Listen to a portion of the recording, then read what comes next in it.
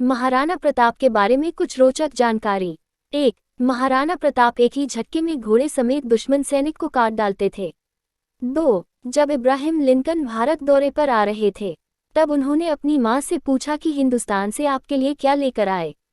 तब मां का जवाब मिला, उस महान देश की वीर भूमि हल्दी घाटी से एक मुट्ठी धूल लेकर आना, जहां का राजा अपनी प्रजा के प्रति इतना वफादार था कि उसने आधे हिंदुस्तान के बदले अपनी मातृभूमि को चुना। लेकिन बदकिस्मती से उनका वो दौरा रद्द हो गया था। बुक ऑफ प्रेसिडेंट यूएसए किताब में आप यह बात पढ़ सकते हैं। 3. महाराणा प्रताप के भाले का वजन 80 किलोग्राम था और कवच का वजन भी 80 किलोग्राम ही था। कवच, भाला, ढाल और हाथ में तलवार का वजन मिलाएं तो कुल वजन 207 किलो था। 4. आज भी महाराणा प्रताप की तलवार, कवच आदि सामान उदयपुर राजघराने के संग्रहालय में सुरक्षित हैं।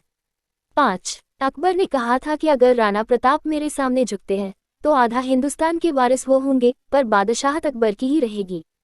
लेकिन महाराणा प्रताप ने किसी की भी अधीनता स्वीकार करने से मना कर दिया। 6. हल्दी घाटी की लड़ाई में मेवाड़ से 20,000 सैनिक थे और अकबर की ओर से 85,000 सैनिक युद्ध में सम्मिलित हुए। 7. महाराणा प्रताप के घोड़े चेतक का मंदिर भी बना हुआ है, जो आज भी हल्दी घाटी में सुरक्षित है। 8. महाराणा प्रताप ने जब महलों का त्याग किया तब उनके साथ लोहार जाति के हजारों लोगों ने भी घर छोड़ा और दिन रात राणा की फौज के लिए तलवारें बनाई। इसी समाज को आज गुजरात, मध्य प्रदेश और राजस्थान में गाड़िया लोहार कहा जाता है। मैं नमन करता हूँ ऐसे लोगों को।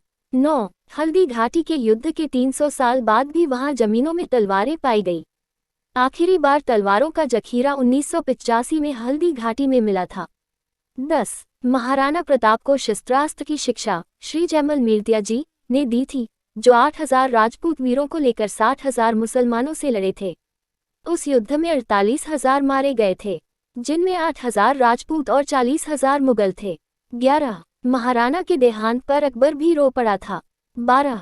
मेवाड़ के आदिवासी भील समाज ने हल्दी घाटी में अकबर की फौज को अपने तीरों से रौंद डाला था। वो महाराणा प्रताप को अपना बेटा मानते थे और राणा बिना भेदभाव के उनके साथ रहते थे। आज भी मेवाड़ के राजचिन्ह पर एक तरफ राजपूत हैं तो दूसरी तरफ भील। 13. महाराणा प्रताप का घोड़ा चेतक महाराणा को 26 फीट का दरिया पार करने के बाद वीर गति को प्राप्त हुआ। उसकी एक टांग टूटने के बाद भी वह दरिया पार कर गया। जहां वो घायल हुआ वहां आज खुड़ी इमली नाम का पेड़ है। जहां पर चेतक की मृत्यु हुई वहां चेतक मंदिर है। 14. राणा का घोड़ा चेतक भी बहुत ताकतवर था। उसके मुंह के आगे दुश्मन के हाथियों को भ्रमित करने के लिए हाथी की सूंड लगाई जाती थी। यह हेतक और चेतक नाम के 2 घोड़े थे। 15. मरने से पहले महाराणा प्रताप ने अपना खोया हुआ 85% मेवाड़ फिर से जीत लिया था। सोने चांदी और महलों को छोड़कर वो 20 साल मेवाड़ के जंगलों में घूमे। 16. महाराणा प्रताप का वजन 110 किलो और लंबाई 7.5 थी। 2 म्यान वाली तलवार और 80 किलो का भाला रखते थे हाथ में। महाराणा प्रताप के हाथी की कहानी। मित्रों, आप सब ने महाराणा प्रताप के घोड़े चेतक के बारे में तो सुना ही होगा, लेकिन उनका एक हाथी भी था जिसका नाम था रामप्रसाद। उसके बारे में आपको कुछ बातें बताता हूँ।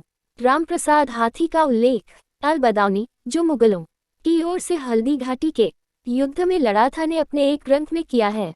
वो लिखता है कि जब महाराणा प्रताप पर अकबर ने चढ़ाई की थी तब उसने 2 चीजों को ही बंदी बनाने की मांग की थी।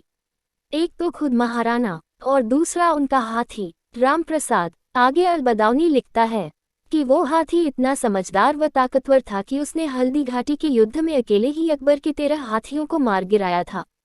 वो आगे लिखता है कि उस हाथी को पकड़ने के लिए हमने 7 बड़े हाथियों का एक चक्रव्यूह बनाया और उन पर 14 महावतों को बिठाया, तब कहीं जाकर उसे बंदी बना पाए।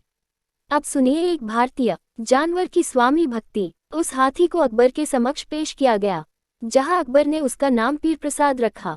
रामप्रसाद को मुगलों ने गन्ने और पानी दिया, पर उस स्वामीभक्त हाथी ने 18 दिन तक मुगलों का न तो दाना खाया और न ही पानी पिया और वो शहीद हो गया। तब अकबर ने कहा था कि जिसके हाथी को मैं अपने सामने नहीं झुका पाया, उस महाराणा प्रताप को क्या झुका पाऊंगा।